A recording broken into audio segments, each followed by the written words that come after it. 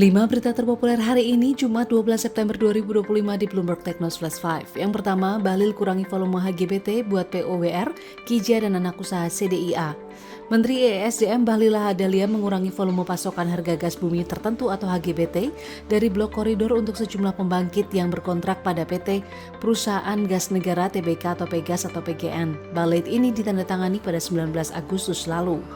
Sejumlah perusahaan yang mendapat koreksi salur HGBT itu diantaranya PT Pelayanan Listrik Nasional Batam, anak usaha PT Kawasan Industri Jababeka TBK Kija, PT Bekasi Power, PT Cikarang Listrindo TBK atau POWR, hingga anak usaha PT Chandra Daya Investasi TBK atau CDIA, dan PT Krakatau Chandra Energi. Hal ini akan mengubah ketentuan volume dan jumlah pembangkit yang menerima pasokan HGBT yang diatur dalam Balait sebelumnya.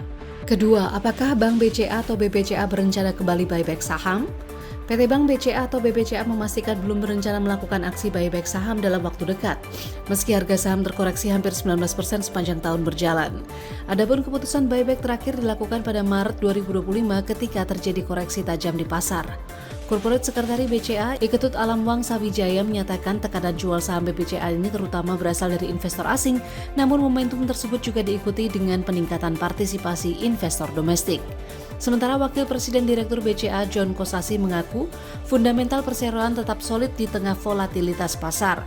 Hingga Juni 2025, rasio kredit bermasalah atau NPL ada pada 2,2%, loan at risk atau LAR 5,7% dan NPL coverage mencapai 167% dan LAR coverage sekitar 68%.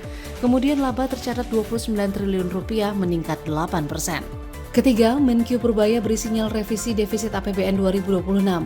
Menteri Keuangan atau Menkyu Purbaya Yudi Sadewa memberikan sinyal akan membahas ulang mengenai penetapan proyeksi angka defisit APBN 2,48% atau 638,8 triliun rupiah dengan penerimaan negara 3.147 triliun rupiah yang tercantum dalam RAPBN 2026 mendatang.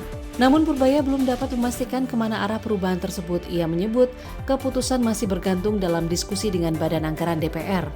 Selain defisit, Purbaya juga menaikkan belanja transfer ke daerah atau TKD dalam era APBN 2026. Sebelumnya, pemerintah memutuskan agar anggaran TKD dipotong hampir 25% secara tahunan menjadi 649,9 triliun rupiah dari 864 triliun rupiah. Keempat, pedang bermata dua rencana alihkan dana negara dari BI ke Himbara. Kepala Ekonom Bank Sentral Asia atau BCA David Sumual menilai rencana mengalihkan anggaran negara yang disimpan di Bank Indonesia atau BI ke Himbara belum tepat waktu. Mengingat kondisi pasar domestik yang belum cukup positif, sehingga dikhawatirkan justru akan mengganggu stabilitas ekonomi dalam jangka panjang.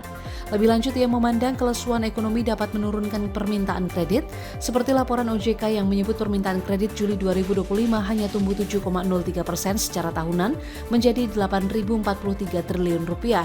Angka ini menurun dibandingkan Juni 2025 yang masih sebesar 7,77% year on year. Untuk memaksimalkan pertumbuhan ekonomi, David justru meminta pemerintah untuk memaksimalkan belanja anggaran kementerian atau lembaga yang saat ini belum cukup optimal sambil memperbaiki iklim investasi.